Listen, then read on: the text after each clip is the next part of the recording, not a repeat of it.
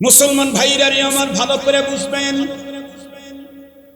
এই জন্য আজকের এই সমাবেশে একটা মাত্র আহ্বান আপনাদের কাছে জানাই।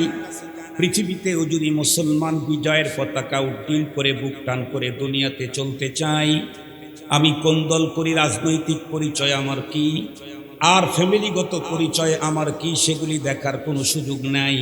আমি কি নিজেকে মুমিন বানাইতে চাই, আমি কি নিজেকে মুসলিম হিসাবে পরিচয় দিতে চাই, আমি কি এহকালীন জীবনে শান্তি আর পরকালীন জীবনে মুক্তি যদি পেতে চাই, তাহলে আমাকে নামের ইমানদার হলে চলবে না, আমাকে কামের ইমানদার হওয়া লাগবে। আমি কি বলতেছিলাম, আমার দেশে বর্তমানে মুসল্লির অভাব নাই, কিন্তু ইমানদার খুঁজতে গেলে খুঁজে পাওয়া বড় টাফ ব্যাপার হবে। মসজিদের প্রথম কাতারের মুসল্লি কারো এখন পর্যন্ত ইমান ঠিক হয় নাই।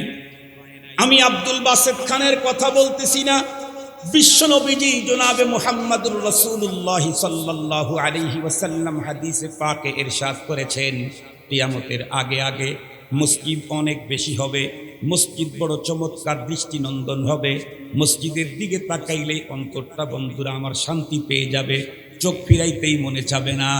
কিন্তু মসজিদের ভিতরে মুসল্লিও কম হবে না, কিন্তু বন্ধুরা আমার মসজিদের হাজার হাজার মুসল্লি থাকবে বটে, কিন্তু ইমানদার খুঁজে বের করা কঠিন হবে। বর্তমান সেই সিচুয়েশন, মুসলমানের সংখ্যা কম না, প্রকৃত ইমানদার খুঁজতে গেলে পাওয়া যায় না। আমি মনে করেন এই অঞ্চলের লোক, আপনি মসজিদের ইমাম খতিব, আপনাকে আমি 15 বছর হয় মহব্বত করি, 15 বছর। আপনিও আমাকে চয়েস করেন, আমি আপনাকে চয়েস করি, আপনিও আমাকে বেশি খাওয়ান, আমি আপনাকে বেশি খাওয়াই। আপনি ইমাম সাহেব, আপনিও মাঝে মাঝে আমাকে খাওয়ান। আপনার মশওয়ারায় আমি ছেলে বিয়ে করাইলাম, মেয়ে বিয়ে দিলাম, সব ঠিকঠাক আছে। হুজুরের প্রশংসা খুব করলাম, চলতে চলতে হঠাৎ করে যদি হুজুর একদিন তার মুখ থেকে একটা কথা বলছে, কি কথা? কোরআনের কথা, হাদিসের কথা, ইসলামের নীতির কথা বলেছে, ইসলামের নীতি, কিন্তু হুজুরের কথাটা আমার নীতির সাথে মেলে নাই, অথবা আমার নেতার নীতির সাথে মেলে নাই। সাথে সাথে হুজুর কেমনে থাকে তাও আমি দেখি। এটা যদি ইমানদার হয় তাহলে মুনাফিক কেনা, কথা বুঝেন নাই আমার? আমিও যদি ইমানদার হই তাহলে মুনাফিক হবে পৃথিবীর কে? 25 বছর পর্যন্ত খতিবরে খাওয়াইলাম, খতিব নেতার বিরুদ্ধে বলে নাই, আমার বিরুদ্ধেও বলে নাই, খতিব বলেছে কোরআনের কথা, ইসলামের নীতির কথা। আমি কোরআন বিরোধী হওয়ার কারণে, নেতা কোরআন বিরোধী হওয়ার কারণে তার বিরোধী হয়ে গেছে। আমাকে চুপ করে থাকা দরকার ছিল, যদি আমার ঈমান থাকে। সেখানে আমি খতিবকে এখান থেকে বিদায় করে দেব, দেখব পুলিশে ধরায় দেব। তুমি পুলিশে ধরাও, অপেক্ষা করো 3 কাপড়ের প্যাকেটে পেছাই দেই, খোদার পুলিশ তোমাকে কবরেই সাইজ করবে। খোদার পুলিশ কবরেই সাইজ করবে। পৃথিবীতে কবরের আযাব দেখেন নাই আপনারা? একটা কিতাবের নাম বলি, আপনারা কিনেন, খালি বাসায় নিয়ে 100 পিস কিনে রেখেন, বাসায় খালি 100 পিস।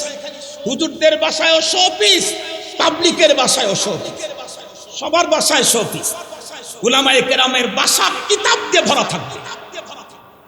শুধু 100 পিস কিনেন না, কিছু ধর্মের কিতাব কিনেন। আমরা বাসায় যদি 5 জন ফ্যামিলির সদস্য থাকে, তাহলে কি করি? এক পাতা নাপা কিনে রাখি। বলা যায় না ব্যথা ট্যাথা হয় নাকি, জ্বর টর আসে নাকি, শরীর টরি গরম টরম হয় নাকি, আবার একটু মেট্রোলিডাজল 1 পাতা রাখি, কখনো পেট খারাপ হয় নাকি। আর গ্যাস তো আলহামদুলিল্লাহ, বাংলাদেশ তো গ্যাসের খনি, মাটির নিচে যেমন পেটের ভিতরে আরো বেশি, ঠিক বলেন?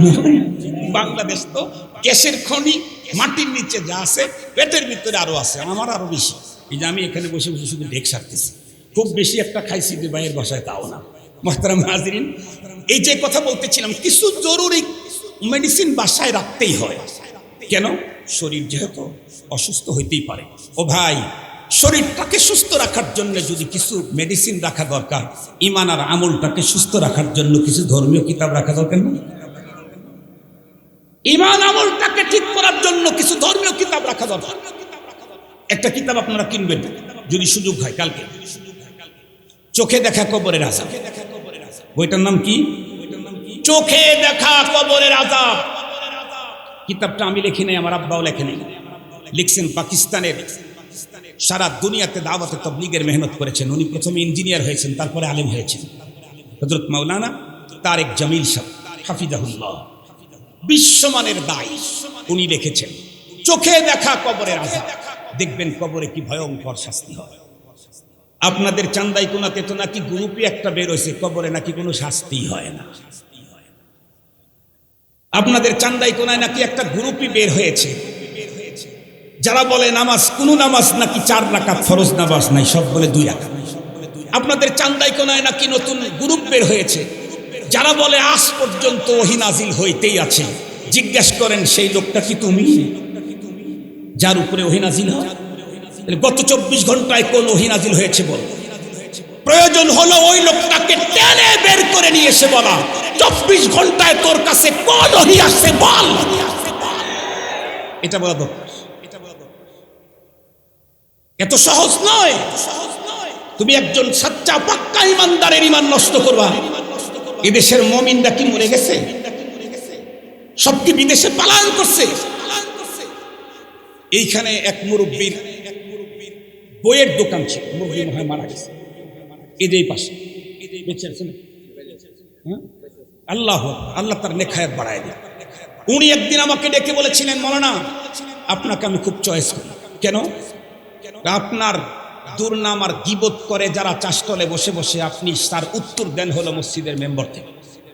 এই জন্য আপনাকে আমি চয়েস করি। আলহামদুলিল্লাহ, আলহামদুলিল্লাহ। কোন এক জায়গায় যাওয়ার পর আমি বলছি, আমি 1 টাকা হারাম অবৈধ খাবো না, কেউ খেলে আমি তাকে খেতে দেব না, ইনশাআল্লাহ। আল্লাহ জানি এই উসুলের উপরে মৃত্যু পর্যন্ত রাখে। অহংকার করার কিছু নেই। শয়তান আমাকে গোমরা করতে 1 সেকেন্ড লাগবে। শয়তান আমাকে গোমরা করতে 1 সেকেন্ড লাগবে। মুহতারাম হাজিরিন, এই জাতীয় ফিতনা থেকে নিজেদেরকে মুক্ত করতে হবে, রাখতে হবে। এরিয়ায় কেউ থাকে, ওই যে কিছুদিন আগে জানি এক কি ভাইরাস আসছিল, আর একটু জোরে বলেন। আরে করোনা তো আঞ্চলিক না, আপনারা এখন স্মার্ট বাংলাদেশের লোক। কোভিড বলেন কি? কোভিড-19 তো 19 সালে আসছে, জন্য 19 কোভিড মানে করোনা। কোভিড-19 প্রথম চান্সে যারা আক্রান্ত হলো, কি হলো? তাদের ছেলেও কাছে যায় না, মেয়েও কাছে যায় না। লাশ নিয়ে আইসা রাখছে 3 তলা থেকে, কেউ নিচে নামে না। কেন? গেলেই ধরবে। কোভিড-19 কাছে গেলে যেমন আক্রান্ত হয়ে মানুষ মরে যাওয়ার যতটুকুন আশঙ্কা ছিল, তার চাইতে ভয়ঙ্কর ভাইরাস হলো এই সমস্ত বদমাইশ। এর চাইতে ভয়ঙ্কর। আমি তো চুপে চুপে বলি নাই, মাইক দিয়ে বলছি। যদি বুকের পাটা থাকে, এখন আসো, সকালে আসো, বিকালে আসো, যখন আসো, এখন কামবে তোমার সারা বসে আসো। 24 ঘন্টা তোমাদেরকে আহ্বান করা। এরা শুধু শয়তান না, শয়তানের চাইতে বড় যদি কেউ থাকে তা শয়তান। কিন্তু জীবনে কোনোদিন বলে নাই আমি রাসূল মানি না, জীবনেও বলে নাই। শয়তান কোন নবীর বিরুদ্ধে প্রপাগান্ডা করে না। শয়তান আল্লাহ পাকের একটা হুকুম শুধু মানে না, আল্লাহ মানি না তা সে কথাও শয়তান জীবনে বলে না। এই জন্য মুসলমান ভাই, খুব লম্বা কথা বলতে চাই না, ইমানটাকে যে কোনো মূল্যে উন্নত করতেই হবে। ইমানের ভিতরে কিঞ্চিত পরিমাণে কোনো জার্ম আর কোনো ভেজাল যাতে দুনিয়ার কেউ ঢুকাইতে না পারে, এজন্য সজাগ থাকতে হবে। আমাদের দেশে যেই লোকের বেশি টাকা বাড়িতে, সেই লোকের রাত্রে কিন্তু ঘুম হয় না। কেন? যে কোনো মুহূর্তেই কোনো দুষ্কৃতিকারী আক্রমণ করতে পারে। আমাদের প্রত্যেকটি মুমিনেরও ঘুম না হওয়ার দরকার। কেন? যে কোনো মুহূর্তেই আমার ঈমান কোনো বাতিল আক্রমণ করে নিয়ে যেতে পারে। এই জন্য বর্তমান সময়ে আমার কথা বলছি না, কিন্তু বাংলাদেশের মুত্তাফাক আলাই বুজুর্গ ছিলেন মুহাম্মদুল্লাহ হাফিজি রহমাতুল্লাহি আলাইহি। প্রেসিডেন্সিয়াল নির্বাচন করেছিলেন বটগাছ মার্কা। উনি বলেছিলেন, নূহ পয়গম্বরের সময় আল্লাহর আযাব আর গজব থেকে মুক্ত থাকার জন্য কিস্তি ছিল বন্ধুরা, আমার জাহাজ ছিল একটা। আর এই জামানায় কোনো মানুষ আল্লাহর আযাব গজব থেকে মুক্ত থেকে আল্লাহর জান্নাতে যাওয়ার জন্য জাহাজ হলো 2টা। একটা হলো আল্লাহর ঘর মসজিদ, আর একটা হলো নবীর বাড়ি মাদ্রাসা। এই মাদ্রাসা মসজিদের সঙ্গে যারা সম্পর্ক রাখবে তারাই আল্লাহর আযাব গজব থেকে মুক্তি পেয়ে জান্নাতে যাবে। সত্যি এই দুইটার সঙ্গে যাদের সম্পর্ক নাই, এই যুগে মানুষগুলি তাদের ঈমানকে ধরে রাখা বড় কঠিন। এজন্য আপনাদেরকে বলতে চাই, আমরা আমাদের সন্তানদেরকে সর্বপ্রথম যেই কাজটা করাবো, সন্তানদের বেলায় নিজেদের ফ্যামিলির ভিতরেও যেই কাজটা করাবো, সেটা হলো সর্বপ্রথম দরকার হলো আমার ঈমানটাকে সুন্দর করা। ছোট্টবেলায় আমরা যখন ছোট ছিলাম তখন মর্নিং মক্তবের ভিতরে ওই যে গ্রামের মুন্সি, ওই যে মহল্লার মুন্সি, উনি কিন্তু আমাদেরকে কয়েকটা সবক পড়াইতেন। কি সবক পড়াইতেন? আমানতু বিল্লাহি কামা হুয়া বিআসমাইহি ওয়া সিফাতিহি ওয়া কাবিলতু জামিআ আহকামিহি ওয়া আরকানিহি। আরো কি পড়াইতেন? আমানতু বিল্লাহি ওয়া মালাইকাতিহি ওয়া কুতুবিহি ওয়া রুসুলিহি ওয়াল ইয়াউমিল আখিরি ওয়াল কদরি খাইরিহি ওয়া শাররিহি মিনাল্লাহি তাআলা ওয়াল বাসি বাদাল মাউত। যতদূর পর্যন্ত আওয়াজ যায় করজোরে অনুরোধ করে বলবো, কথাগুলি একটু শুনবেন। মক্তবে ছোট্টবেলায় যা পড়েছিলাম, কারো বয়স 70 হয়ে গেছে, কারো বয়স 80 হয়ে গেছে। ছোট্টবেলায় মাত্র কয়েকটা স্লোগান দিয়েছিলাম, আজ পর্যন্ত সেই স্লোগানের উপরে আমরা আমাদের জীবন উঠাইতে পারলাম না। ছোট্টবেলায় ছোট্ট কয়েকটা স্লোগান দিয়েছিলাম, আমানতু বিল্লাহ ওয়া মালাইকাতিহি ওয়া কুতুবিহি ওয়া রুসুলিহি ওয়াল ইয়াউমিল আখির ওয়াল কদরি খাইরিহি ওয়া শাররিহি মিনাল্লাহি তাআলা ওয়াল বাসি বাদাল মাউত। এই 6টা কথার উপরে 80 বছরেও দাঁড়াইতে হবে। ছোট্টবেলায় পড়েছিলাম আমানতু বিল্লাহ, ভালো করে বুঝবেন। আমার প্রথম ঈমান হলো আল্লাহর প্রতি। যদি কেউ জিজ্ঞাসা করে তো আল্লাহ কেমন, আমি যে তো অত বড় পণ্ডিত হই নাই, এই জন্য আমি বলবো আল্লাহ যেমন তেমন কামা হুয়া। যদি আমাকে বলে আল্লাহর হাত আছে নাকি, আমি যদি আলেম হই তাহলে বলবো ইয়াদুল্লাহি ফাওকা আইদিহিম। কোরআনে পাকে আয়াত আছে আল্লাহর হাত তোমাদের হাতের উপরে।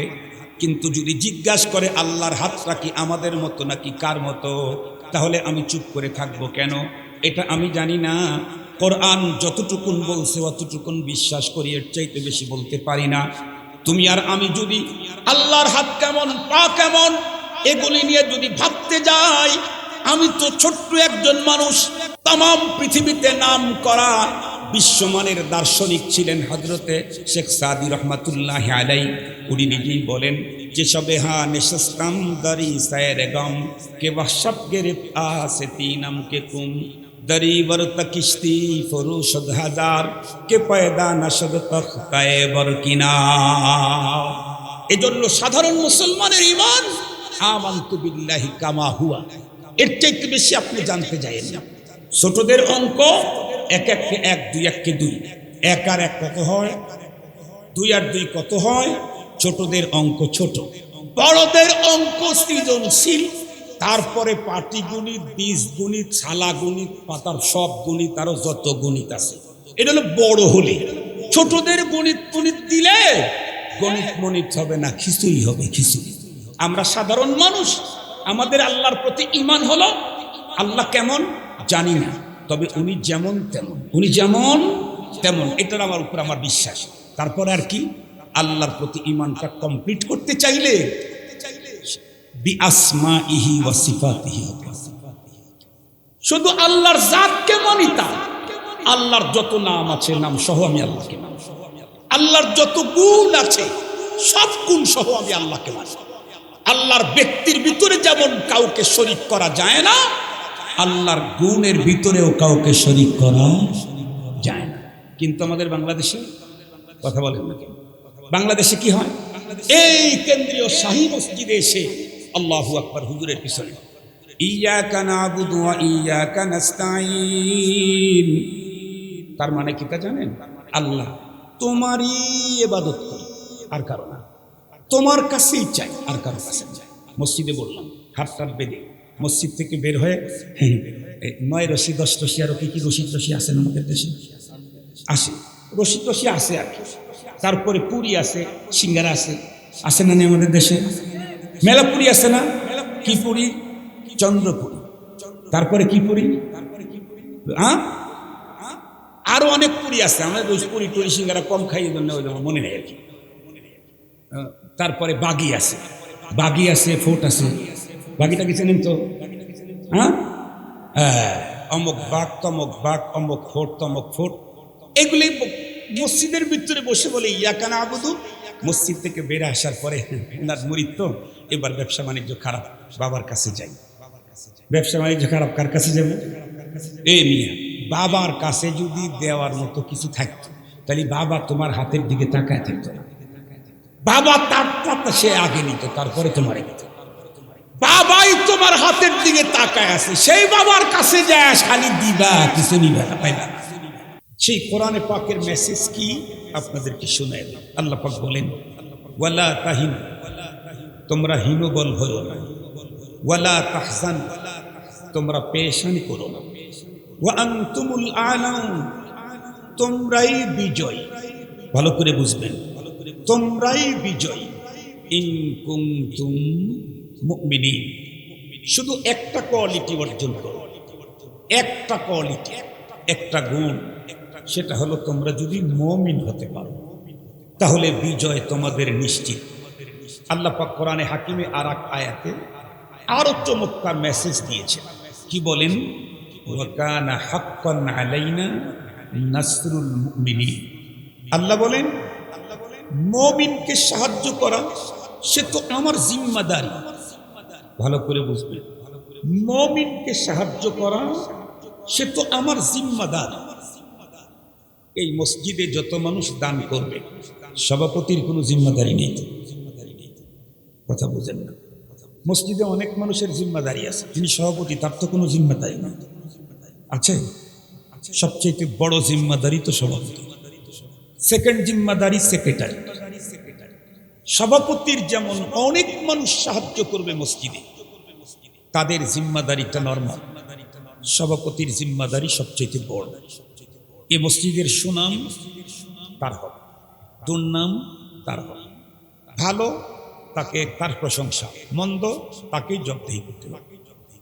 আল্লাহ পাক বলেন, মুমিনকে সাহায্য করা আমার জিম্মাদারি। আর রব যদি কাউকে সাহায্য করে, দুনিয়ার সব মিলেও তাকে পরাস্ত করার কোনো, কথা বলেন, উপায় পৃথিবীতে কোনোদিন ঘটে নাই, আজকের পৃথিবীতেও ঘটছে না, কিয়ামত পর্যন্ত কোনোদিন ঘটতেই পারে না। এই বিষয়টা আপনাদের অন্তরে সুন্দর করে 1 ঘন্টাতেই বুঝিয়ে দেব ইনশাআল্লাহ। খুব ভালো করে বুঝবেন। এই আয়াতে কারিমাটা নাজিল হওয়ার একটা প্রেক্ষাপট আছে, আমি রেফারেন্স সহ বলি, আপনারা পরবর্তীতে চাইলে দেখে নিতে পারবেন। বর্তমান পৃথিবীর বড় আলেম, বর্তমান পৃথিবীর বড় আলেম, বাংলাদেশের বড় আলেম বলিনি, বর্তমান পৃথিবীর বড় আলেম আল্লামা মুফতি তকি ওসমানী, পাকিস্তানের সাবেক চিফ জাস্টিস, উনি সংক্ষিপ্ত একটা তাফসির লিখেছেন বাংলাদেশে, বাংলাতে এটা অনুবাদ হয়েছে, তাওজিহুল কোরআন। তাওজিহুল কোরআন এই তাফসিরে সূরা আলে ইমরানে 139 নম্বর আয়াতে কারিমাতে, এটা আপনারা গুগলে ঢুকেও বের করতে পারবেন। 139 নম্বর আয়াতে কারিমার তাফসির খুলে দেখেন, এই আয়াতটা আল্লাহ পাক কখন নাজিল করলেন তার প্রেক্ষাপট লিখেছেন। আমরা প্রত্যেকেই জানি, আমাদের বিশ্ব নবীজির চাইতে উন্নত চরিত্রের অধিকারী মানুষ পৃথিবীতে আল্লাহ আর সেকেন্ড আর এক পিস তৈরি করেন না, তো পৃথিবী পাবে কেমন? নবীজির চাইতে উন্নত চরিত্রের অধিকারী মানুষ পৃথিবীতে ছিল না। সেই নবীজি স্বয়ং নিজে বানাফসে নাফিস সশরীরে অনেক যুদ্ধে অংশগ্রহণ করেছেন। যে যুদ্ধগুলিতে নবীজি সশরীরে অংশগ্রহণ করেছেন তার মধ্যে এক প্রসিদ্ধ যুদ্ধের নাম ওহুদের যুদ্ধ, গজওয়ায়ে ওহুদ। এই যুদ্ধে নবীজি সশরীরে ফিল্ডে ছিলেন। সঙ্গত কারণেই ইসলামের জিহাদকে জঙ্গিবাদ আর সন্ত্রাসী বলার কোনো সুযোগ কোনো মুসলমানের নাই। কোন মুসলমান যদি জিহাদকে জঙ্গিবাদ আর সন্ত্রাসবাদ বলে যদি সে ক্রিটিসাইজ করে, আর ওই লোকটা যদি কাবা শরীফের ইমামও হয়, তারপরেও তার ঈমান থাকবে। কাবা শরীফের ইমাম হলেও ঈমান থাকবে। মুহতারাম হাজিরিন, ইসলামে জিহাদ আছে, কিয়ামত পর্যন্ত থাকবে। আমাদের প্যালেস্তাইনের মুসলমানেরা যুদ্ধ করছে, আল্লাহ পাক তাদেরকে বিজয় দান করুন। আমিন বলেন, আমিন বলেন। বিশ্ব নবীজি যুদ্ধে গেলেন ওহুদে। এক নজর তাকায় দেখলেন, যারা হজ করতে গেছেন আমি জানি, প্রত্যেকটি মানুষ হজের সফরে ওহুদের যুদ্ধে পাহাড়গুলা মাঠগুলা দেখে আসে, যারা হজ করতে যায়। তো নবী আলাইহিস সালাম দেখলেন একটা টিলা, এই দিক থেকে পিছন দিক থেকে শত্রু দল যে কোনো মুহূর্তে আক্রমণ করতে পারে। এই জন্য নবী আলাইহিস সালাম সর্বপ্রথম 50 জন এক্সপার্ট তীরান্দাজ বাহিনীকে ওই জায়গায় দাঁড় করিয়ে দিলেন। সেই 50 জনের প্রধান করলেন আব্দুল্লাহ ইবনে জুবাইর রাদিয়াল্লাহু আনহু। বললেন, আমরা যুদ্ধে হারি আর পারি, কোনো অবস্থাতেই তোমরা এই জায়গা ত্যাগ করবা। বাস, এরপরে নবীজি রণাঙ্গনে ঢুকে পড়লেন। যুদ্ধ শুরু হল। শত্রু দলের ভিতরে প্রতিশোধের আগুন ভয়ঙ্কর ভাবে জ্বলতেছে। কেন? কিছুদিন পূর্বে এক যুদ্ধে তাদের শোচনীয় পরাজয় হয়েছে। এজন্য আজকে লাঠি সোটা অস্ত্র শস্ত্র শক্তি বল তখনকার প্রযুক্তি যা ছিল সবকিছু সমৃদ্ধ করে আজকে এসেছে পূর্বের প্রতিশোধ নেওয়ার জন্য। কিন্তু রব্বুল আলামিনের মেহেরবানিতে ওরা যখন যুদ্ধে নামলো, কিছুক্ষণ যুদ্ধ চলতে না চলতেই এমনটাই পরাজয় হলো ওদের, ভয়ঙ্কর শোচনীয় লজ্জাজনক পরাজয়। কেমন? শেষ পর্যন্ত রণাঙ্গন ছেড়ে যে চলে যাচ্ছে, অনেক সম্পদ সাথে করে নিয়ে আসছিল, এগুলি কেউ আর নিয়ে যেতে পারে না। সম্পদের দিকে হাত বাড়ালে জীবনটাই এখানে পড়ে যাবে। এজন্য সব সম্পদ রণাঙ্গনে রেখে শুধু জীবনটাকে নিয়ে পালিয়ে চলে গেছে। দেখতে দেখতে পুরা রণাঙ্গন ফাঁকা, একটা শত্রুর শও নাই। মুসলমান তো খুব আনন্দ, খুব মজা, তাদের রেখে দেওয়া গনিমতের মালগুলা তারা চয়ন করা শুরু করছে। উপর থেকে 50 জন তাকায় তাকায় দেখতেছে, কিরে সবাই গনিমতের মাল চুনতেছে, শত্রু একটাও নাই পুরা এরিয়াতে, তাহলে আমরা এখানে থাকবো কেন, আমরাও যাই। ওরা যখন যাইতে চাইলেন, আমির তখন উত্তর করলেন যে না না না, তোমরা এখন যেও না। কেন? নবীজি আমাদেরকে এখানে থাকতে বলেছেন। তারা বলতেছে, ভাই নবীজি তো আমাদেরকে চিরকালের জন্য এখানে থাকতে বলেন। নবীজি বলছেন যুদ্ধ চলাকালীন অবস্থাতে হারি আর পানি তোমরা এখান থেকে সরবা, যুদ্ধ তো শেষ, শত্রুর সওদাই এলাকা। তারপরেও আমির যিনি ছিলেন উনি বললেন না, নবীজির যতক্ষণ পর্যন্ত নির্দেশনা না আসবে সরাব, আমি এখান থেকে সরব না। ওনার সাথে অল্প কয়েকজন থাকলেন আর সবাই নিচে চলে আসলেন। নিচে চলে আসলে শত্রু দল চলে যাচ্ছে। দেখেন, আমরা ছোটবেলায় কিন্তু কিছু মারামারি করছি না, চাচাতো ভাইয়ের সাথে, ফুফাতো ভাইয়ের সাথে, প্রতিবেশীর সাথে, 2-3টা কিল টিল বক্সিং টক্সিং খায়া ভাইগা যখন পারতেছি না চলে আসছি, চোখ দেখ পানি ঝরে, কান দিয়ে আবার পিছনে তাকায় দেখি, মানে যদি সুযোগ এখন পাই তাহলে ওরে আস্তাবতে দিন। ওরাও সবকিছু রেখে চলে যাচ্ছে, কিন্তু মাঝে মাঝে তাকায় দেখে কোনো একটু সুযোগ পাই নাকি। এক পর্যায়ে দেখে, কিরে এখানে 50 জন ছিল, বাহিনী নাই, হাতে গোনা 2-3 জন। এই চল চল চল, সবাইকে ডেকে প্রতিশোধের আগুন ভিতরে জ্বলতেই ছিল, এমন ভাবে আক্রমণ করলো, ওই টিলার উপরে যিনি কমান্ডার ছিলেন, প্রধান, উনি সহ দেখতে দেখতে সবাই শহীদ হয়ে গেল। ওরা তখন আস্তে নিচে নেমে আসলো। সাহাবায়ে কেরাম তো যুদ্ধের মাল চয়ন করতে খুব ব্যস্ত, তাদের কল্পনাতেই ছিল না যে এত বড় পরাজয়ের পরে আবারও সেকেন্ড টাইম এখনই আক্রমণ করতে পারে, এটা তাদের ধারণাতেই ছিল। অপ্রস্তুত ছিলেন। হঠাৎ করে পিছন দিক থেকে যখন আক্রমণ করছেন, সাহাবায়ে কেরাম অনেকটাই কেমনটা হয়ে গেছে। দেখতে দেখতে একটা একটা করে সাহাবীদের লাশ জমিনে পড়া শুরু হলো। এমনকি নবীজিকে টার্গেট করে এমন একটা আঘাত করলো, নবীজির দান তো শহীদ হলোই, আঘাতের তীব্রতার কারণে নবীজি পাক্ষে জমিনের ভিতরে পড়ে গেলেন এক গর্তের ভিতরে। নবীজি যে উঠে দাঁড়াবেন এ শক্তি আর নবীজির মাথায় তখন ছিল না, এমনটা পাক খেয়ে গেছে। নবীজি যখন গর্তের ভিতরে পড়ে গেছেন, এই সুযোগে কাফেরেরা একটা শব্দ বের করে দিল, কি? আন্না মুহাম্মাদান ক্বাদ কুতিল, যে মুহাম্মাদুর রাসূল সাল্লাল্লাহু আলাইহি ওয়াসাল্লামকে শহীদ করে দেওয়া হয়েছে। এই শব্দ যখন সাহাবীদের কানে ঢুকলো, সাহাবীরা তো এত বড় রাসূল প্রেমিক ছিলেন, নিজের জীবনের চাইতে নবীজিকে বেশি ভালোবেসেছেন। যখন শুনছেন নবী নাই, সাহাবীদের হাত থেকে মনের অজান্তেই অনেকের অস্ত্র পড়ে গেছে। নবী নাই, নবী নাই, বাস হতভম্ব হয়ে দাঁড়িয়ে আছে। কেউ তরবারিটা হাতে নিয়ে রণাঙ্গন ছেড়ে পাশে এক জায়গায় দাঁড়াল। কার জন্য যুদ্ধ করব, কার জন্য জীবন দেব? যার জন্য জীবন দিব উনি নাই। অবস্থা খুব বেগতি।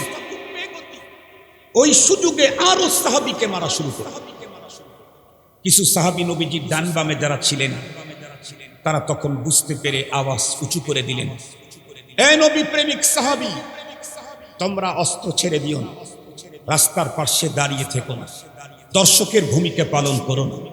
নবীজি এখনো পর্যন্ত দুনিয়া থেকে বিদায় নেন নাই। নবীজি তীব্র আঘাতের কারণে মাথায় চক্কর খেয়ে পড়ে গেছেন গর্তের ভিতরে। নবীজি বেঁচে আছেন। নবীজিকে এবং নবীজির আনিত দ্বীনকে আল্লাহর জমিনে রক্ষা করার জন্য তোমরা এখন চেপে পড়ো। যখন শুনছেন নবীজি এখনো বেঁচে আছেন, কি পরিমাণে সাহাবীদের অন্তরের আনন্দ, আবেগ, শক্তি, পাওয়া আগের চেয়ে ডাবল হয়ে গেল। একবারে যখন আবার আক্রমণ করলো, আল্লাহর মেহেরবানি, দেখতে দেখতে আবারও মুসলমান বিজয় ছিনিয়ে নিয়ে আসলো। ওরা আবার পরাজয় বরণ করল। কিন্তু এই যে মাঝখানে যে অল্প টাইম, দেখতে দেখতে 70টা তরতাজা প্রাণ রণাঙ্গনে পড়ে আছে, 70টা শহীদ ওয়াহুদের ময়দানে পড়ে আছে। এই অবস্থা দেখে স্বাভাবিকভাবেই আমার ভাইয়ের লাশ দেখে আমার মন কি একটু দুর্বল হবে না? একটু কাঁদবে না?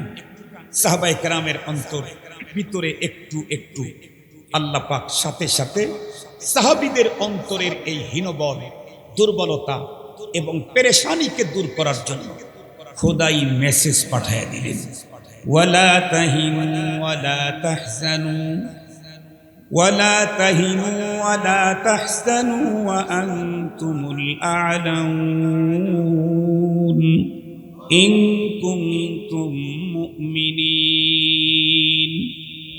এই হীনবল হইও না তোমরা, পেরেশানি করো না তোমরা, বিজয়ে তোমাদের শুধু একটা কোয়ালিটি লাগে, সেটা হলো তোমাকে মুমিন হতে হবে। তুমি যদি মুমিন হতে পারো, ওয়া কানা হাক্কান আলাইনা নাসরুল মুমিনিন,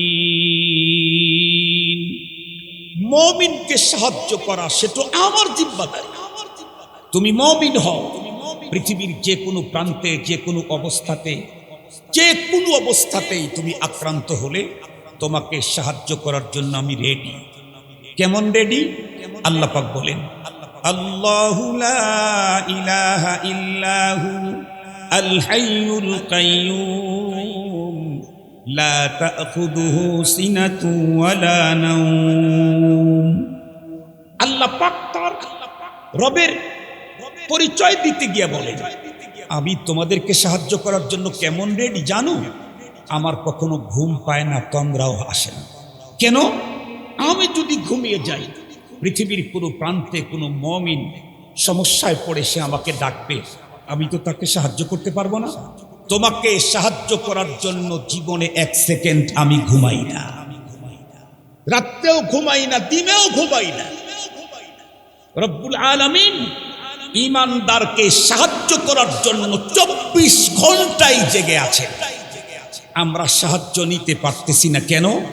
কারণ আমরা আসলে এখনো মুমিন হইতেই, একটু জোরে বলেন। মুহতারাম হাজিরিন, খুব ভালো করে বুঝবেন, একটা মিসাল দিয়ে কথা বললে খুব ভালো করে বুঝবেন। আমাদের বাংলাদেশ সরকারের কর্মকর্তা কর্মচারী আছে না, প্রথম শ্রেণীর কর্মকর্তা, শুনেছি, তাহকিক করি নাই, কোন কোন সরকারের কর্মকর্তা বা বড় পদের কারো নাকি বেতন কোটি টাকা। ধরে নেন কোটি টাকা, লাখ টাকা হইলেও তো কোনো সমস্যা নেই। ধরেন একজনের বেতন কোটি টাকা। এই রাষ্ট্রের একজন কর্মচারী 2 কোটি টাকা মাসে বেতন দেয়, তার জন্য কিন্তু আবার বাড়িও আছে। বাড়ি আছে না নাই? তার জন্য আবার স্পেশাল দামি গাড়িও আছে।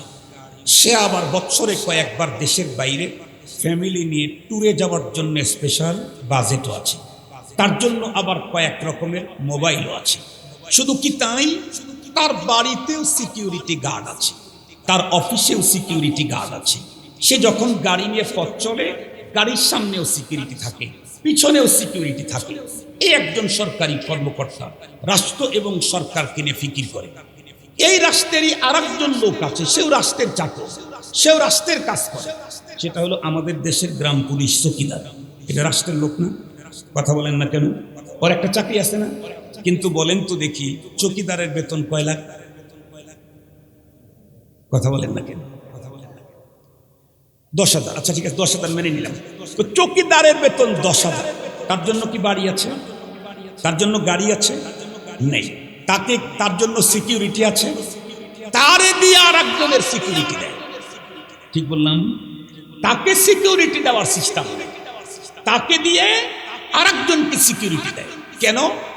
কারণ সে রাষ্ট্রের লোক হলে কি হবে, সে তো ডিউটি করে মাসে 3 দিন, যখন রিলিফ দেওয়া লাগে তখন, যখন ভোট আসে তখন। এছাড়া তো আর ওর কোনো ডিউটি নেই। ও তো মাসে ডিউটি করে 3 দিন, 5 দিন, 7 দিন, সবসময় তো বাড়িরই কাজ করে, দোকানদারি করে। যখন রাষ্ট্রের প্রয়োজন হয় তখন ড্রেসটা পরে লাঠি অথবা বলেন না কেন ভাঙ্গা একটা বন্দুক ঘাড়ে নিয়ে ডিউটি করতে যায়। তোর তো 10,000 টাকাই বেতন হবে, ওর আবার সিকিউরিটি থাকবে নাকি? কিন্তু যেই লোকটা 3 কোটি টাকা বেতন, যার গাড়ি দিয়েছে, বাড়ি দিয়েছে, বাড়িতে সিকিউরিটি গার্ড আছে, গাড়ির সামনে পিছনে গার্ড থাকে, অফিসে সিকিউরিটি গার্ড আছে, সে কে?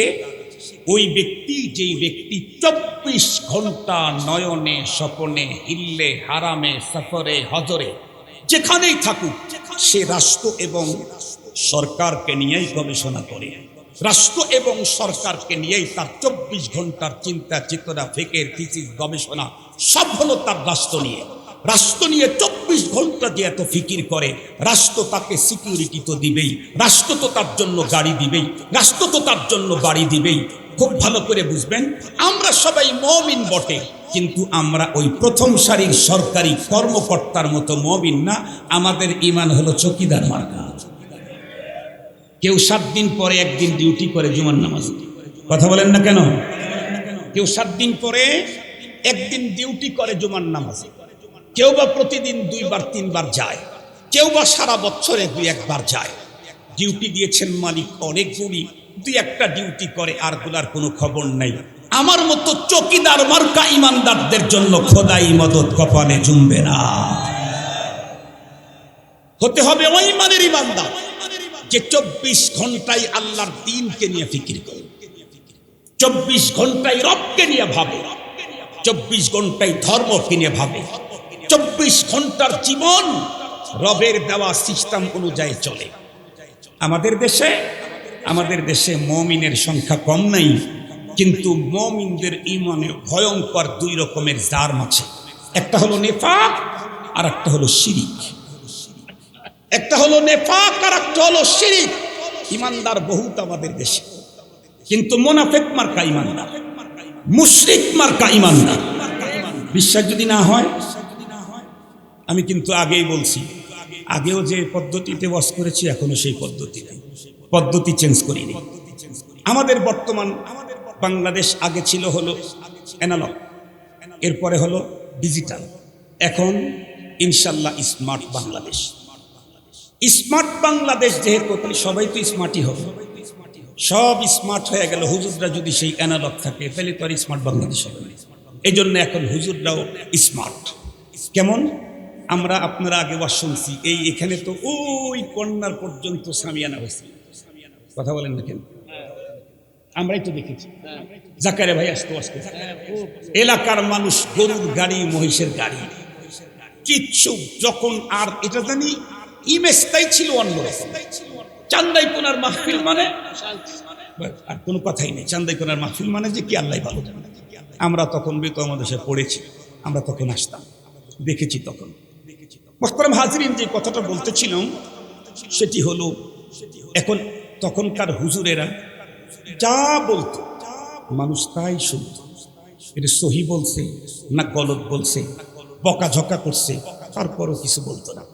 এখন তো এত সতর্কতার সাথে ওয়াজ করি, শব্দ, অবস্থান, সিস্টেম, ডিজাইন, উপস্থাপনা সব সতর্কতার সাথে। কেন? হাতে হাতে মোবাইল, হাতে হাতে মোবাইল। একটা শব্দ ভুল বলবো, কোরআন হাদিসের উল্টা, কালকেই খবর হয়ে যাবে। এখন আগে তো শুধু এক সরকারের ভয়, এখন তো দুই সরকারের ভয়। বড় সরকার বিরোধী যদি হয় তাহলে জাহান্নামে যাওয়া লাগবে, আর ছোট সরকার বিরোধী হইলে জেলখানায়, শ্বশুর বাড়ি থাকা না। এখন তো আরো বেশি ভয়। এজন্য এখন হুজুররা খুব স্মার্ট। এখনকার হুজুররা তো ওয়াজ যখন করে সূরার নাম্বার বলে, আয়াত নাম্বার বলে, পৃষ্ঠা নাম্বার বলে, হাদিসের নাম্বার বলে, কিতাবের নাম বলে, অধ্যায় বলে, পৃষ্ঠা বলে, হাদিসের নাম্বার বলে। তো ধরেন কোন এক মসজিদের স্মার্ট খতিব সাহেব নিয়ত করছে যে আজকের ওয়াজটা হবে পর্দা নিয়ে। পর্দার উপরে কোরআন শরীফে আছে না বয়ান, হাদিসে আছে না? উনি সুন্দর করে কোরআন হাদিস, কোরআন হাদিস, কোরআন হাদিস সাজায় নিয়ে গেছে। কিন্তু আল্লাহর কি কাম, ওনার মসজিদের যিনি মোতাওয়াল্লি, ওনার ফ্যামিলির যতগুলি মেয়ে আছে, ওনার ওয়াইফ থেকে শুরু করে একেবারে বৃদ্ধা থেকে শুরু করে টাটকা জামান, একজনও পর্দা তো দূরের কথা, বোরকা হিজাব তো দূরের কথা, মেয়েলি পোশাকই পরে না, সবাই পরে প্যান্ট শার্ট। এমন ফ্যামিলি বাংলাদেশে আছে না নাই? পুরা ফ্যামিলির সব মেয়ে প্যান্ট শার্ট পরে।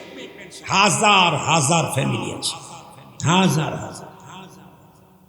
তো সবাই প্যান্ট শার্ট পরে, যারা প্যান্ট শার্ট পরে তারা আবার হিজাব আর জিলবাব কি পরবে? এখন মোতাওয়াল্লি যেহেতু উনি যদি 1 ঘন্টা পরেও আসে, তার জন্য জায়নামাজটা আগেই বিছানো থাকে। আর আমাদের দেশের অনেক মসজিদ, আমাদের মসজিদের কথা বলি নেই, অনেক মসজিদের তো মোতাওয়াল্লি যারা হয়, সভাপতি সেক্রেটারি যারা হয়, তারা তো মনে করে যে ইমাম সাহেব, মুয়াজ্জিন সাহেব এত আমাদের টাকায় বেতনে চলে, এই জন্যে এরা আমাদের কাজ করে, আমরা দিই তাই তাই খারাপ খায়, তাই তারা তাদের জীবন চলে, আমরা না দিলে তো চলবি না, মরে না। এই জন্য ভাবটা ওইরকম দেখা চলে। আলহামদুলিল্লাহ আমার জীবনে এরকম মসজিদ আল্লাহ আমার নেয় নেই। ঢাকাতে যে গেছি তারপরেও আলহামদুলিল্লাহ ওই নেয় নেই। চান্দাইকোনাতে তো আলহামদুলিল্লাহ অনেক সম্মান দিয়েছে অনেক। আমি ইমাম হওয়ার পরেও, খতিব হওয়ার পরেও আমাকে উপদেষ্টা কমিটির চেয়ারম্যান করে রেখেছিলেন ওনারা। এজন্য ওনাদেরকে আন্তরিক ধন্যবাদ। আমি অনেক জায়গায় বলি যে খতিবকে উপদেষ্টা কমিটির চেয়ারম্যান, আমার সিরাজগঞ্জের লোকেরা আমাকে এই সম্মান দিয়েছে, এজন্য ওনাদেরকে আন্তরিক ধন্যবাদ। অনেক মানুষই এখন নাই। চান্দাইকোনায় ঢুকি, যেই চেহারাগুলো দেখতাম, যে বুড়া মানুষগুলো আমাকে আব্বা আব্বা বলতো, বাপ বাপ বলতো, একটাকেও আর খুঁজে পাই না, একটাকেও খুঁজে পাই না। তবে মনে রাখতে হবে, একটা কথা মনে রাখতে হবে, তাদেরকে যেহেতু হারাচ্ছি, আমাদেরকে একটু অ্যালার্ট থাকা দরকার। আপনাদের মনে পড়ে কিনা, ছোট্টবেলায় আমরা যখন মসজিদে যাইতাম, তখন আমাদেরকে মুরব্বীরা, এই তোর পিছিয়ে পিছিয়ে, বারান্দা বারান্দা, মনে পড়ে না আপনাদের? আমরা একটা সময় ছিলাম বারান্দার মুসল্লি, ধীরে ধীরে আগাইতে আগাইতে এখন পিছে থাকলেও কোথায় পাঠায় দেয়, মুরব্বী আপনি সামনে যান। সামনে যাইতে যাইতে যেহেতু ইমামের একদম পিছের কাতার পর্যন্ত চলে গেছি, এখন আমাকে সজাগ থাকতে হবে। কেন? এর সামনে কিন্তু আর কাতার নাই। কথা বলেন না কেন? এর সামনে আর, এর সামনে যদি যেতে চাই তাহলে আমাকে লাশ হয়ে যেতে হবে। ইমামের আগে থাকে কেনা? লাশ। আর জোরে বলি, ইমামের আগে থাকে কে? আমি আগাইতে আগাইতে শেষ কাতারে চলে গেছি, এখন শুধু লাশ হওয়াটা বাকি। এই জন্য আমার জীবনের পরিবর্তনটা এখনই দরকার। আমার লাইফ স্টাইলের চেঞ্জিং এখন দরকার, স্ট্যান্ড চেঞ্জিং দরকার। এই এখন বলছি, এখন দরকার। আর আর পূর্বের মতো আমার লাইফ স্টাইল চলতেই পারে না, কারণ আমি তো এমন জায়গায় গেছি আর এক ধাপ আগালেই ইমামের সামনে, তার মানে লাশ। তো মনে করেন ওই আল্লাহর বান্দা প্রথম কাতারে আসছে, প্রথম কাতারে মুসলিম, ইমাম সাহেব তো নাহমাদুহু ওয়া নুসাল্লি আলা রাসূলিহিল কারীম বলে পর্দার উপরে বয়ান শুরু করছে। একটা হাদিস বলে, একটা কোরআন শরীফ আয়াত বলে, একটা কোরআন শরীফ আয়াত বলে, একটা হাদিস বলে, নাম্বার টাম্বার সব। এখন বলেন তো দেখি, অন্য লোকের শরীরে লাগুক আর না লাগুক, মোতাওয়াল্লির শরীরে কষ্ট, লজ্জা, কথা বলেন না কেন? লাগবে না? লাগবেই। উনি মাথা নিচের দিকে দিয়ে দিছে, আর মনে মনে ভাবতেছেন খতিব সাহেব হয়তো 3-4 মিনিট পরেই বিষয়বস্তুটা চেঞ্জ করে দিবে, তখন আমি মাথাটা একটু সোজা করব। কিন্তু হুজুর যে স্মার্ট হুজুর, উনি তো নিয়তি করছেন আজকে 1.5 ঘন্টা আওয়াজ পুরা পর্দা নিয়েই হবে। উনি যখন পর্দার উপরে আর ছাড়তেছে না, ভয়ঙ্কর ভয়ঙ্কর শাস্তির কথা যখন বলতেছে, মোতাওয়াল্লি সাহেব তখন আর সহ্য করতে না পেরে মাথাটা উঁচু করে ডাকতে বলে, এই হুজুর, এই ওয়াজ চলবে না, বন্ধ করেন। আমি আপনাদেরকে জিজ্ঞেস করি, হুজুর তো কোরআন শরীফ থেকেই বলতেছিল, কথা বলেন না কেন? এরপরে প্রথম কাতারের মুসল্লি মসজিদের মোতাওয়াল্লি হয়ে বলল এটা চলবে না। তাই বলেন তো দেখি, উনি মসজিদের মোতাওয়াল্লি হয়েছে, প্রথম কাতারে মুসল্লি হয়েছে, কিন্তু ইমানদার হতে পারে না। বাংলাদেশের প্রথম কাতারের মুসল্লিরও ঈমান নাই, হাজার হাজার আছে, হাজার হাজার আছে। এদেশের মানুষ মনে করে আমি মসজিদে যাই, মাদ্রাসায় টাকা দেই, আমার আমলে মসজিদ 5 তলা হলো, আমি 50 কোটি টাকা দিয়ে মসজিদ বানায় দিলাম, হুজুরদেরকে এই দিলাম ওই দিলাম, বাবার দরবারে গরু পাঠাইলাম, জান্নাত তো আমার জন্য পার্সেল করে পাঠিয়ে দিবে খোদায়। অপেক্ষা করেন, অপেক্ষা করেন, পার্সেলই দিবে, পার্সেলই দিবে। অত সহজ নয় মুসলমান। আল্লাহর কোরআনে বলেছেন, আব্দুল বাসিদের বাবা বলেন, আম হাসিবতুম আন তাদখুলুল জান্নাতা ওয়া লাম্মা ইয়াতিকুম মাসালুল লাযীনা খালাউ মিন ক্বাবলিকুম মাসাতুহুমুল বাসাউ ওয়াদ-দাররা ওয়া যুলজিলু হাত্তা ইয়াকুলার রাসূলু ওয়াল্লাযীনা মা'হু মাতা নাসরুল্লাহ আলা ইন্না নাসরাল্লাহি করিব। আমার বাপের কথা বললাম না, আমার পীর সাহেবের কথা বলছি, আমার নেতার কথা বলছি, আল্লাহর কোরআন থেকে বলছি, আল্লাহর কোরআন থেকে বলছি। আল্লাহ পাক বলেন, আম হাসিবতুম, এই দুনিয়ার ইমানদারের দাবিদারেরা, তোমরা কি ভেবেছো আন তাদখুলুল জান্নাহ, মরার পরে চাইবা আর জান্নাতে যাইবা? না না, এর আগে দুনিয়াতে আমি যাচাই করব, চেক করে নেব, চেক করে নেব, এমন মুসিবত দেব ইমানের পথে যেমনটি পূর্ববর্তী মুমিনদের উপরে এসেছিল। মুসিবতে চলতে চলতে আর জীবন চলে, আর সহ্য হয় না, চলতে চলতে চলতে চলতে এক পর্যায়ে দেখে বলে, মাতা নাসরুল্লাহ, আল্লাহ তোমার মদত কখন, আর তো সইতে পারতেছি, আর তো সহ্য হচ্ছে না, তুমি দয়া করো, বাঁচাও। এই চিৎকার যখন দিতে থাকবে, এরপরেও চিৎকার দিবে, কান্না করবে, অঝর নয়নে চোখের পানি ছাড়বে, কিন্তু রব থেকে এক চুল দূরে সরে যাবে না। আল্লাহ পাক তখন বলেন, ইন্না নাসরাল্লাহি করিব, এ পর্যন্ত যেতে যদি পারো তাহলে আমার সাহায্য তোমার জন্য। কিভাবে আসবে, কিভাবে আসবে আমি আজকে আপনাদেরকে একেবারে চোখে আঙ্গুল দিয়ে দেখাই দিতে চাই। বলেন তো দেখি, বর্তমান পৃথিবীর সুপার পাওয়ার কে? আমেরিকা। আমেরিকার কাছে অস্ত্রের কোনো অভাব, প্রযুক্তির অভাব নেই। বর্তমান পৃথিবীর সুপার পাওয়ার আমেরিকা। এই তো কয়েক বছর আগে আফগানিস্তানের উপরে হামলা করবে, হামলা করার আগে সে একটা মাস্টার প্ল্যান তৈরি। কি? আমেরিকা জানে মুসলমান যদি সত্যিকারের মুমিন হয় তাহলে তার বিরুদ্ধে হাজার অস্ত্র দিয়ে কখনোই জিতা যাবে না। এই জন্য মুসলমানদের বিরুদ্ধে পৃথিবীর সকল মানুষের মানসিকতা তৈরি করতে হবে।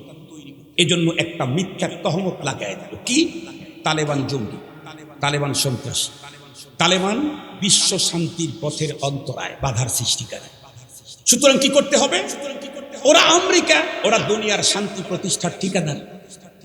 এই জন্য চলো এই তালেবানকে শেষ করে দিতে হবে। অনেক সময় না আমরা ছোটবেলায় দেখছি যে ওইখানে ইঁদুরের বাচ্চা, তো মনে চায় যে মেরে ফেলবো, কিন্তু সাহস হয় না, যদি আবার ছাপ দেয়। এই জন্য তখন কি করি, আর এক ভাইকে ডাকি, ভাই ভাই ভাই চল চল চল চল, কি ইঁদুর ইঁদুর ইঁদুর, তুই মার। ভাই ভাই, আমেরিকা হলো আমেরিকা তালেবানের উপর আক্রমণ করবো, কিন্তু সাহস করে না। এই জন্য তার ফ্রেন্ড সার্কেলকে ডাক, আমি একা যাবো না, তোমরাও চলো।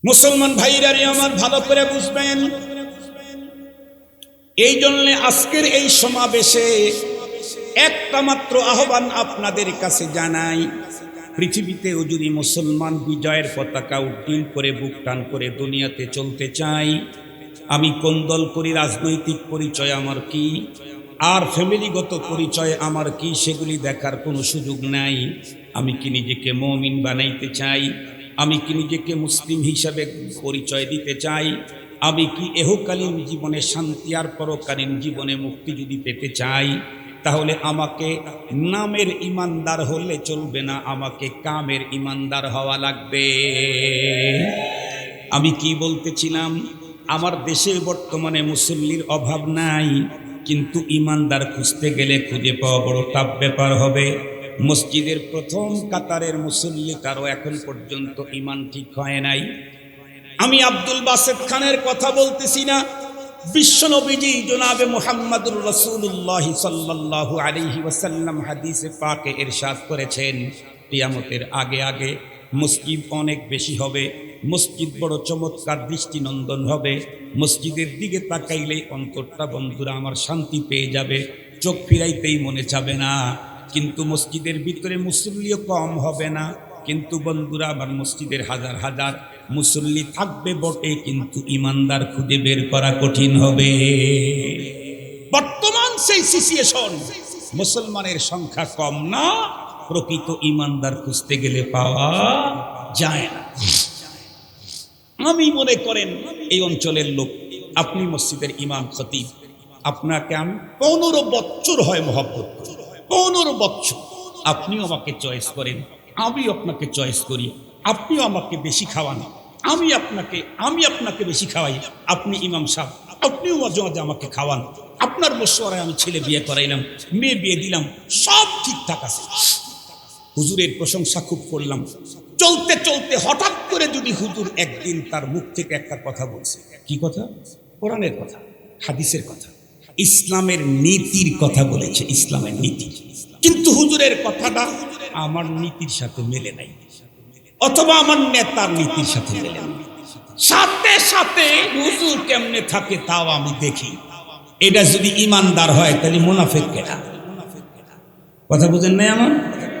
আমিও যদি ইমানদার হই তাহলে মুনাফিক হবে পৃথিবীর কে? 25 বছর পর্যন্ত খতিবরে খাওয়াইলাম, খতিব নেতার বিরুদ্ধে বলে নাই, আমার বিরুদ্ধেও বলে নাই, খতিব বলেছে কোরআনের কথা, ইসলামের নীতির কথা। আমি কোরআন বিরোধী হওয়ার কারণে, নেতা কোরআন বিরোধী হওয়ার কারণে তার বিরোধী হয়ে গেছে। আমাকে চুপ করে থাকা দরকার ছিল, যদি আমার ঈমান থাকে। সেখানে আমি খতিবকে এখান থেকে বিদায় করে দেব, দেখব পুলিশে ধরায় দেব। তুমি পুলিশে ধরাও, অপেক্ষা করো 3 কাপড়ের প্যাকেটে পেছাই দেই, খোদার পুলিশ তোমাকে কবরেই সাইজ করবে, খোদার পুলিশ কবরেই সাইজ করবে। পৃথিবীতে কবরের আযাব দেখেন নাই আপনারা? একটা কিতাবের নাম বলি, আপনারা কিনেন, খালি বাসায় নিয়ে শো পিস কিনে রেখেন, বাসায় খালি শো পিস, হুজুরদের বাসায়ও শো পিস, পাবলিকের বাসায়ও শো পিস, সবার বাসায় শো পিস, উলামায়ে কেরামের বাসা কিতাব দিয়ে ভরা থাকবে। শুধু শো পিস কিনেন না, কিছু ধর্মের কিতাব কিনেন। আমরা বাসায় যদি 5 জন ফ্যামিলির সদস্য থাকে, তাহলে কি করি? এক পাতা নাপা কিনে রাখি, বলা যায় না ব্যথা ট্যাথা হয় নাকি, জ্বর টর আসে নাকি, শরীর টরি গরম টরম হয় নাকি, আবার একটু মেট্রোলিটা জল 1 পাতা রাখি, কখনো পেট খারাপ হয় নাকি। আর গ্যাস তো আলহামদুলিল্লাহ, বাংলাদেশ তো গ্যাসের খনি, মাটির নিচে যেমন পেটের ভিতরে আরো বেশি, ঠিক বলেন? বাংলাদেশ তো গ্যাসের খনি, মাটির নিচে যা আছে পেটের ভিতরে আরো আছে, আমার আরো বেশি। এই যে আমি এখানে বসে বসে শুধু ডেক সারতেছি, খুব বেশি একটা খাইছি যে ভাইয়ের বাসায়, তাও না। মুহতারাম হাজিরিন, এই যে কথা বলতেছিলাম, কিছু জরুরি মেডিসিন বাসায় রাখতেই হয়। কেন? শরীর যেহেতু অসুস্থ হইতেই পারে। ও ভাই, শরীরটাকে সুস্থ রাখার জন্য যদি কিছু মেডিসিন রাখা দরকার, ঈমান আর আমলটাকে সুস্থ রাখার জন্য কিছু ধর্মীয় কিতাব রাখা দরকার না? ঈমান আমলটাকে ঠিক করার জন্য কিছু ধর্মীয় কিতাব রাখা দরকার। একটা কিতাব আপনারা কিনবেন যদি সুযোগ হয়, কালকে চোখে দেখা কবরের আযাব, বইটার নাম কি? চোখে দেখা কবরের আযাব। কিতাবটা আমি লিখি নাই, আমার আব্বাও লেখে নাই, লিখছেন পাকিস্তানের সারা দুনিয়াতে দাওয়াতে তাবলীগের মেহনত করেছেন। উনি প্রথমে ইঞ্জিনিয়ার হয়েছেন, তারপরে আলেম হয়েছেন। হযরত মাওলানা তারেক জামিল সাহেব হাফিজাহুল্লাহ, বিশ্বমানের দায়। উনি লিখেছেন, চোখে দেখা কবরের আযাব, দেখবেন কবরে কি ভয়ঙ্কর শাস্তি হয়। আপনাদের চান্দাইকোনাতে তো নাকি গ্রুপই একটা বের হয়েছে, কবরে নাকি কোনো শাস্তি হয় না। আপনাদের চান্দাইকোনায় নাকি একটা গ্রুপই বের হয়েছে, যারা বলে নামাজ, কোনো নামাজ নাকি 4 রাকাত ফরজ নামাজ নাই, সব বলে 2 রাকাত। আপনাদের চান্দাইকোনায় নাকি নতুন গ্রুপ বের হয়েছে, যারা বলে আজ পর্যন্ত ওহী নাজিল হইতেই আছে। জিজ্ঞেস করেন, সেই লোকটা কি তুমি, যার উপরে ওহী নাজিল হয়? গত 24 ঘন্টায় কোন ওহী নাজিল হয়েছে বল।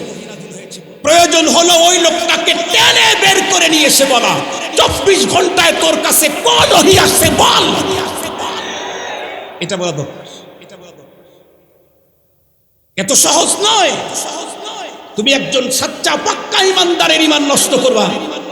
এদেশের মুমিনরা কি মরে গেছে? সব কি বিদেশে পলায়ন করছে?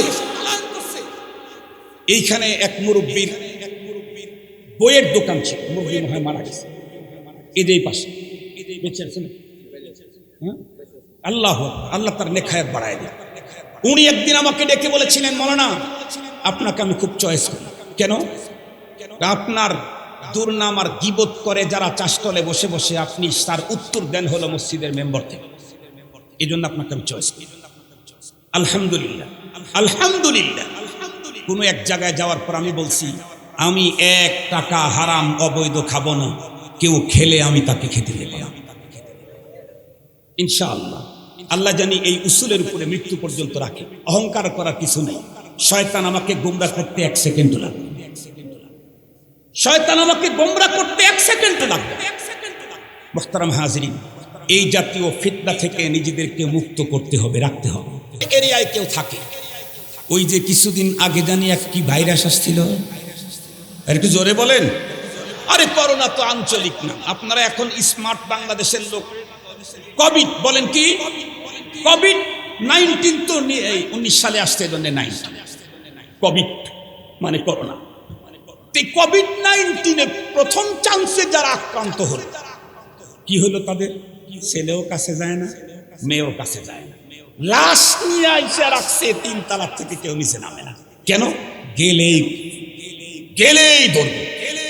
কোভিড-19 এর কাছে গেলে যেমন আক্রান্ত হয়ে মানুষ মরে যাওয়ার যতটুকু আশঙ্কা ছিল, তার চাইতে ভয়ঙ্কর ভাইরাস হলো এই সমস্ত বদমাইশ। এর চাইতে ভয়ঙ্কর। আমি তো চুপে চুপে বলি নাই, মাইক দিয়ে বলছি। যদি বুকের পাটা থাকে, এখন আসো, সকালে আসো, বিকালে আসো, যখন আসো, এখন তবে তোমার সারা বসে আসো। 24 ঘন্টা তোমাদেরকে আহ্বান করলাম। এরা শুধু শয়তান না, শয়তানের চাইতে বড় যদি কেউ থাকে তা শয়তান। কিন্তু জীবনে কোনোদিন বলে নাই আমি রাসূল মানি না, জীবনেও বলে নাই। শয়তান কোন নবীর বিরুদ্ধে প্রপাগান্ডা করে না। শয়তান আল্লাহ পাকের একটা হুকুম শুধু মানে না, আল্লাহ মানি না তা সে কথাও শয়তান জীবনে বলে। এই জন্য মুসলমান ভাই, খুব লম্বা কথা বলতে চাই না, ইমানটাকে যে কোনো মূল্যে উন্নত করতেই হবে। ইমানের ভিতরে কিঞ্চিত পরিমাণে কোনো জার্ম আর কোনো ভেজাল যাতে দুনিয়ার কেউ ঢুকাইতে না পারে, এজন্য সজাগ থাকতে হবে। আমাদের দেশে যেই লোকের বেশি টাকা বাড়িতে, সেই লোকের রাত্রে কিন্তু ঘুম হয় না। কেন? যে কোনো মুহূর্তেই কোনো দুষ্কৃতিকারী আক্রমণ করতে পারে। আমাদের প্রত্যেকটি মুমিনেরও ঘুম না হওয়ার দরকার। কেন? যে কোনো মুহূর্তেই আমার ঈমান কোনো বাতিল আক্রমণ করে নিয়ে যেতে পারে। এই জন্য বর্তমান সময়ে আমার কথা বলছি না, কিন্তু বাংলাদেশের মুত্তাফাক আলাই বুজুর্গ ছিলেন মুহাম্মদুল্লাহ হাফিজি রহমাতুল্লাহি আলাইহি, প্রেসিডেন্সিয়াল নির্বাচন করেছিলেন বটগাছ মার্কা। উনি বলেছিলেন, নূহ পয়গম্বরের সময় আল্লাহর আযাব আর গজব থেকে মুক্ত থাকার জন্য কিস্তি ছিল বন্ধুরা, আমার জাহাজ ছিল একটা। আর এই জামানায় কোনো মানুষ আল্লাহর আযাব গজব থেকে মুক্ত থেকে আল্লাহর জান্নাতে যাওয়ার জন্য জাহাজ হলো 2টা। একটা হলো আল্লাহর ঘর মসজিদ, আর একটা হলো নবীর বাড়ি মাদ্রাসা। এই মাদ্রাসা মসজিদের সঙ্গে যারা সম্পর্ক রাখবে তারাই আল্লাহর আযাব গজব থেকে মুক্তি পেয়ে জান্নাতে যাবে। সত্যি এই দুইটার সঙ্গে যাদের সম্পর্ক নাই, এই যুগে মানুষগুলি তাদের ঈমানকে ধরে রাখা বড় কঠিন। এজন্য আপনাদেরকে বলতে চাই, আমরা আমাদের সন্তানদেরকে সর্বপ্রথম যেই কাজটা করাবো, সন্তানদের বেলায় নিজেদের ফ্যামিলির ভিতরেও যে কাজটা করাবো, সেটা হলো সর্বপ্রথম দরকার হলো আমার ঈমানটাকে সুন্দর করা।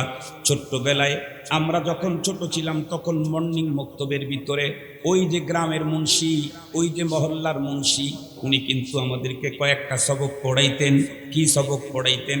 আমানতু বিল্লাহি কামা হুয়া বিআসমাইহি ওয়া সিফাতিহি ওয়া কাবিলতু জামিআ আহকামিহি ওয়া আরকানিহি। আরো কি পড়াইতেন?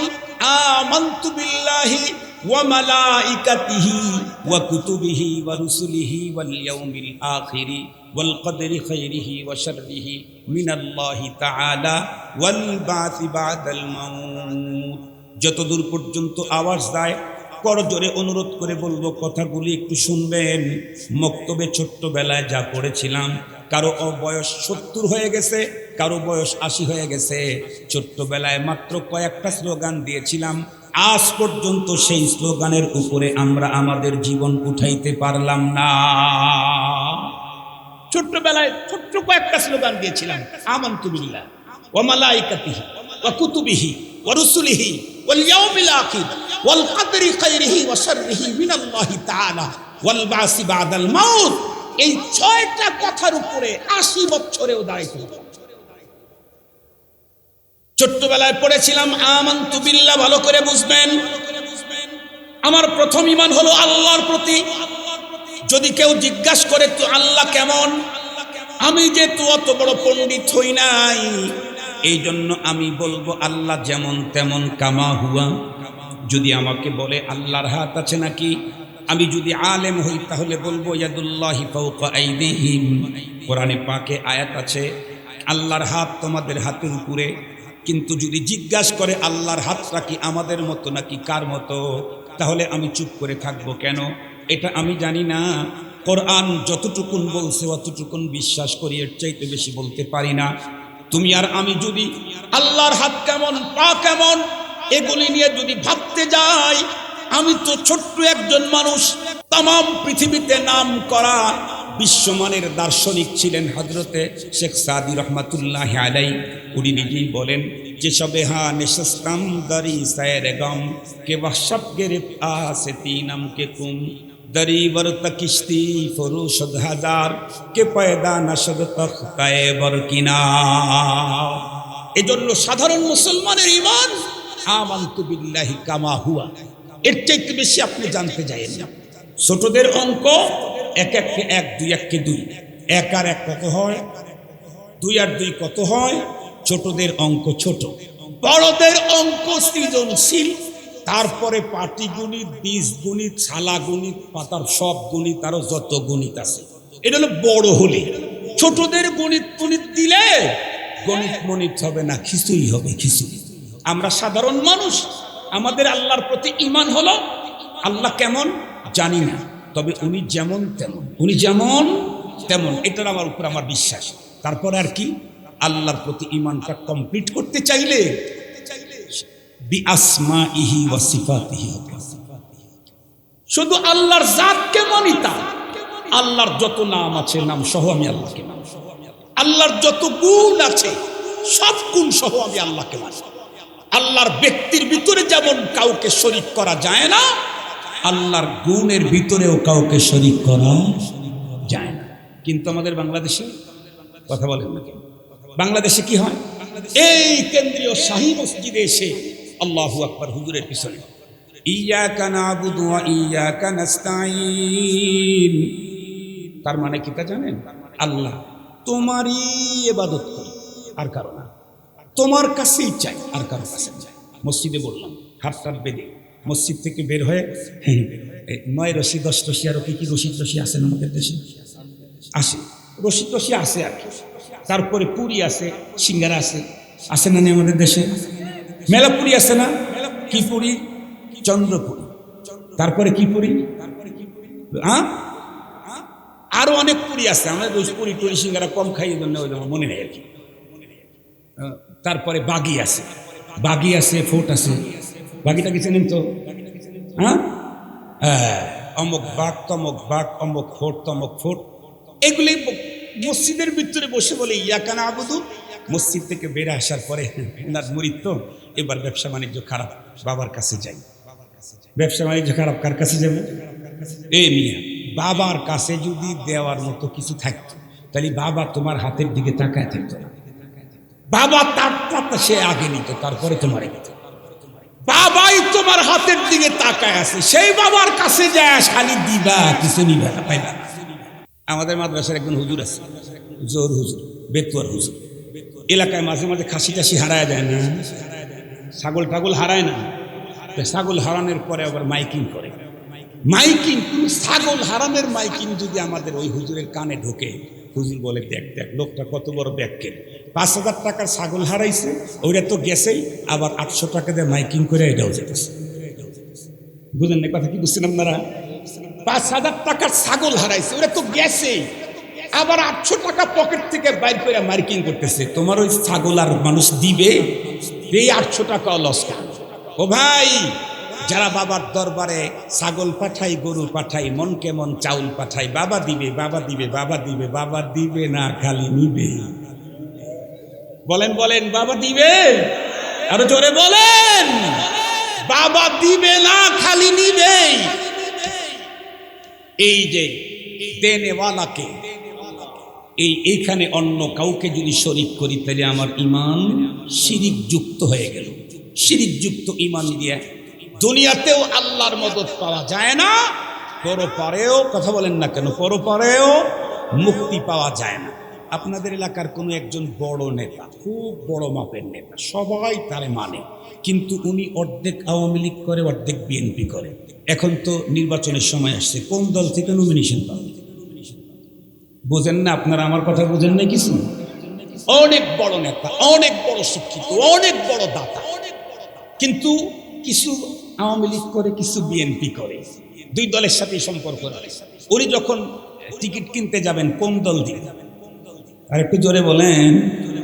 তিনি দুনিয়াতে যদি দুই দলে থাকলে কোনো দলের টিকিট না পাওয়া যায়, তাহলে আমি মসজিদেও আসি, আমি মাজারেও আসি, তাহলে কোনো জায়গার থেকে কিছু পাওয়ার আশা করা যায় না। মনে থাকবে তো ইনশাআল্লাহ? এই জন্য আমাদের ঈমান হতে হবে নেফাক মুক্ত, আমাদের ঈমান হতে হবে শিরিক মুক্ত, শিরিক মুক্ত। রাজি আছি তো ইনশাআল্লাহ? খুব ভালো করে বুঝবেন, শিরিক মুক্ত আর নেফাক মুক্ত ঈমান কোথায় পাবেন, কার কাছ থেকে শিখবেন? একেবারে সহজ কথা, দুইটা গ্রুপের নাম বলে দিয়ে আমার ওয়াজ আজকে শেষ। 1 নাম্বার, কিয়ামত পর্যন্ত হক্কানি রব্বানি আলেমের কাছে গেলেই শিরিক মুক্ত ঈমান, বেদাত মুক্ত আমল, নেফাক মুক্ত ঈমান আল্লাহ তাআলা মিলাবেন। আল্লাহ পাকের ওয়াদা আছে, রসুল করিম সাল্লাল্লাহু আলাইহি ওয়াসাল্লামকে দিয়ে আল্লাহ জানায় দিয়েছেন, কিয়ামত পর্যন্ত একটা হক দল দুনিয়াতে থাকবে। আর নবীজি দুনিয়া থেকে চলে যাওয়ার সময় বলে গেছেন, ইন্নাল উলামা ওয়ারাসাতুল আম্বিয়া, নবীদের কাছ থেকে যা যা পাওয়া গেছে ওগুলি ওলামায়ে কেরামের কাছে আছে, ওখানে গেলে, কথা বলেন না কেন, ওখানে গেলে পাওয়া যাবে। অনেক সময় অনেক লোক তার পরিচিত এক দোকানে যায়, ভাই আপনার কাছে এই জিনিসটা, কয় ভাই আমার কাছে এই জিনিসটা আগে ছিল, এখন পাওয়া যায় না, এখন অমুক দোকানে সব পাওয়া যায়, বলে না বলে না?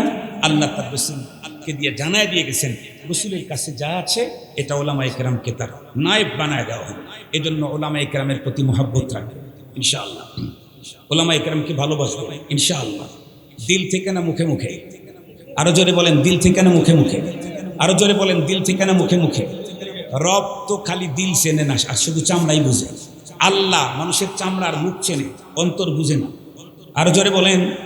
সুতরাং শুধু মুখে মুখে মহাব্বত দেখায় আর কোনো লাভ হবে না, দিলে দিলে মহাব্বত করবেন আর ওলামায়ে কেরামের সাথে সম্পর্ক রাখবেন। দাওয়াতে তাবলীগ যেটা আছে, ওলামায়ে কেরামের নেতৃত্বে যেই গ্রুপটা চলে, সেই গ্রুপের সাথে ইনশাআল্লাহ আপনারা উঠা বসা করবেন, কিছু সময় দিবেন, মসজিদে বসে বসে ঈমানের তালিম নেবেন, ওলামায়ে কেরামের কাছে কাছে সেই ঈমানটাকে ঠিক করে নেবেন। আল্লাহ তাআলা ইনশাআল্লাহ দুনিয়াতেও আমি যে কোনো মুহূর্তে আক্রান্ত হলে আমার রব আমাকে সাহায্যের জন্য ঘুমিয়ে আছেন না জেগে আছেন? আরেকটু জোরে বলেন। আমার রক্ত জেগে আছেন ইমানদারকে সাহায্যের জন্য, কিন্তু আমি তো ইমানদার হইতে পারলাম না। আল্লাহ পাক আমাদের প্রত্যেককে ইমানদার হওয়ার তৌফিক দান করুন।